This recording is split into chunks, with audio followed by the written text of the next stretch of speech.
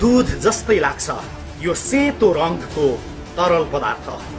यसलाई हामी दूध भनेरै किनिरहेका हुन्छौं र पिइरहेको पनि, तर यो खासमा दूध होइन रहेछ।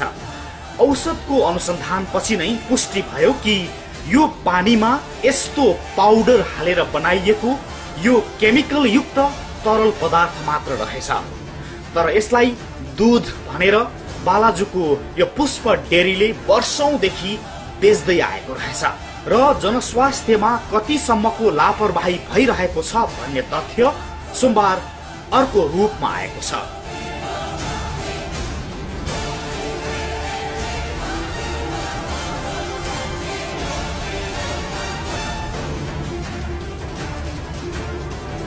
यहाँ यो मसिनको सहायताले धमाधम हामीले उपभोग गर्ने दूधका प्याकेटहरू तयार भइरहेका थिए। कर्मचारीहरू दूधलाई मसिनबाट प्याकेटमा राख्दै थिए र हाम्रो टोली बालाजुको पुष्प डेरीमा पुगेपछि यो दूध कस्तो र कसरी बनिरहेको छ भन्ने तथ्य खोज्दै अगाडि बढ्यो। सुरुमा यो मसिनहरूबाट दूध उत्पादन भइरहेको हेरिसकेपछि यसमा के मिसावट गरिन्छ भन्ने प्रश्न गर्यौं हामीले यहीँका एकजना कर्मचारीलाई। सुरुमा उनी बोल्न आनाकानी गरिरहेका थिए, तर पछि उनले देखाए यो पहेँलो रङको एक बट्टा धुलो र यो चाहिँ दही बनाउन प्रयोग गरिने केमिकल रहेछ, जसले स्वास्थ्यलाई धेरै मात्रामा हानि गर्छ। यो केमिकल देखाएपछि हामीले उनलाई यो खान आग्रह गर्यौं र उनले जिब्रै पहेँलो हुने गरी यो केमिकल मुखमा हाले। यसरी र हाम्रो प्रश्नको जवाब दिन थाले। यो जुन तपाईहरु यो दही जमाउनका लागि यो कलर ल्याउनको लागि यो तपाईहरु हाल्नुहुन्छ, यो खान मिल्छ? यसको लागि अब आई थिंक मिल्छ होला।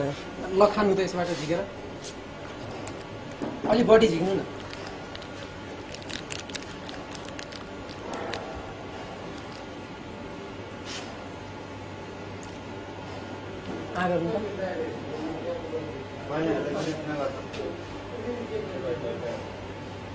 दहीमा राख्ने तपाईले यसले असर गर्छ कि गर्दैन? असर केही गर्दैन। यो कतिको मात्रामा हाल्छ यो? हामी त यस्तो कलर दिने, अलिकति कलर दहीलाई अलिक ब्राइटनेस बनाउन मात्रै हाल्ने। त्यस्तो फेरि एकपटक फेरि खानु त, अलि बढी झिकेर खानु। गर्नु त एकछिन है। निल हुन्छ यो? कस्तो लाग्यो? साल्टी छ नि, टेस्ट साल्टी छ। हो, डेरीमा उत्पादन हुने दहीमा यो पहेँलो पाउडर प्रयोग गरिने रहस्य खुलेपछि हामी फेरि लाग्यौं दूधकै प्रसङ्गमा। उनले यो अर्को प्याकेट देखाए जसमा गुड डे लेखिएको थियो र राजधानीका दूध उत्पादन गर्नेहरूले यही प्याकेटको धुलो प्रयोग गरेर दूध उत्पादन गर्ने ठोकुवा गरे यिनैले। बजारमा पनि already almost all I think हैन, म भन्छु डीडीसी लाग सबै डेरीमा तौरो दूध हालेर बनाउँछ दहीलाई। हामीले दैनिक उपभोग गर्दै आएको दूध त डेरीहरूले यस्तै धुलोबाट बनाउँदा रहेछन्। सेतो रङको यो धुलोलाई यो पानीमा र केही प्रतिशत दूधमा मिसावट गरेपछि मसिनमा घोल्ने र प्याक गरेर घर घरमा पुर्याउने गर्दा रहेछन् उनीहरू। यो दूध नभएर केही धुलो दूध र पानीको सम्मिश्रण रहेछ।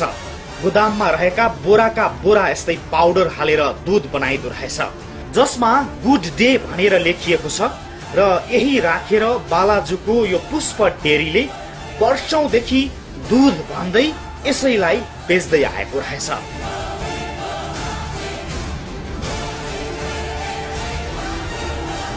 र अब अर्को घातक प्रसङ्ग हेर्नुस्। यसमा न त उत्पादन मिति लेखिएको छ न त उपभोग गर्ने मिति नै। उत्पादन भएको मितिले 12 घण्टासम्म प्रयोग गरिसक्नु पर्ने दूधलाई उसले 3 दिनसम्म राख्ने गरेको रहेछ र त्यही तथ्य बोल्दैछन् पुष्प डेरीका एकजना सञ्चालक। दूध आजको भोलि बेच्दियो, दही आजको भोलि कोही रह्यो भने पर्सिसम्म रहन्छ। दूध बनाउने यो प्रक्रियाले यसमा उल्लेख भए अनुसारको चिल्लो पदार्थ लगायत दूधमा हुनुपर्ने तत्त्वहरू नै भेटिएको छैन, किनकि यो त पानी र सेतो पाउडरको भरमा बनाइएको कृत्रिम दूध जस्तो मात्र हो, दूध हुँदै होइन। र यसरी मिति नै नराखी दूध उत्पादन गरेर बिक्री गरेकोमा यी सञ्चालकले गल्ती भएको महसुस गरिरहेका थिए हाम्रो क्यामेरा अघिल्तिर। त्यो 1.5 मिसिन बिग्रिया भएर इन्डियाको हो पटपट बिग्रिन्छ हुन्छ 6 मिसिन चाहिँ यहीँ भित्रै छ बिग्रेर हो। तपाईहरु गल्ती गरेको लाग्छ कि लाग्दैन? गल्ती भने डेट नहालेपछि गल्ती भने। दूधको नाउँमा दूधमा हुनुपर्ने तत्त्वहरू नै नराखी बेचेको हाम्रो प्रश्नमा उनी अकमकिए। त्यो अब सरहरूको हामी के भन्नु, हामी केही भन्दैनौँ। यस्तो गैर जिम्मेवारी काम गर्दाखेरि अलिकति आफ्नो गलानी हुँदैन? अहिले भने मैले देखाएको छैन, मैले जबरजस्ती यस्तो मेरो यताउति मैले के भनेकै छैन।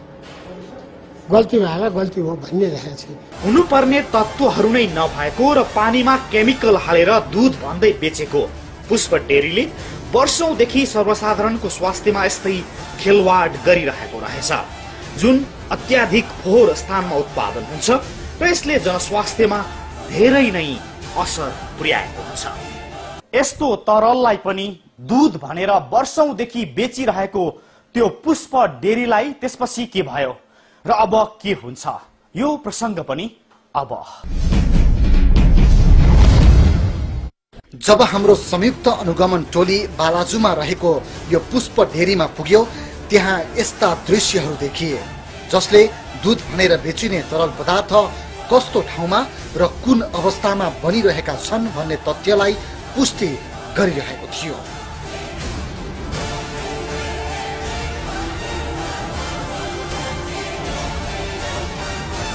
सुरुमा हामीले खाने दूधमा हालिने यो पानीको ट्याङ्की हेर्नुहोस्।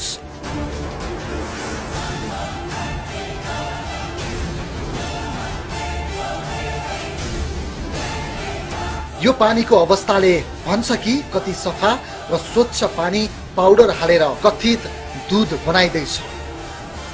यही फोहोर र लेदो राखिएको पानी प्रयोग गरी दूध उत्पादन हुँदै आएको छ पुष्प डेरीमा र हामी पुग्दा पनि यो तथ्य छुपेन। यही फोहोर पानीलाई मेसिनमा राखेर प्रयोग भइरहेको देखेपछि अनुगमनमा रहेका उपभोक्ताका प्रतिनिधि यस्तो भन्छ।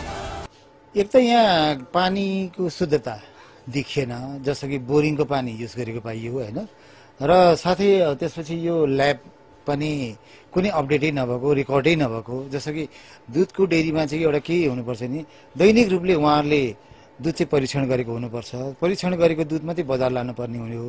र तर अब यहाँ प्याकेटहरूमा हेर्दा पनि कुनैमा मूल्य सूची पनि नभएको पाइयो र साथै अर्को न रेट लेखेको छ।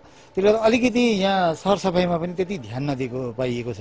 सबैभन्दा फोहोर पानी प्रयोग गरेर दैनिक उपभोग गर्दै आइरहेको दूध बनाइरहेको तथ्य फेला परेपछि खाद्य तथा गुण नियन्त्रण विभागको भनाई यस्तो छ। अन्य अवस्थाहरू चाहिँ अब पानीको व्यवस्था अलिक जस्तो हुनुपर्छ डेरीको लागि त्यस्तो देखिएन। त्यहाँको हामीले स्याम्पल पनि लिएका छौँ, पानीको स्थिति कस्तो छ भन्ने चेक गर्नको लागि।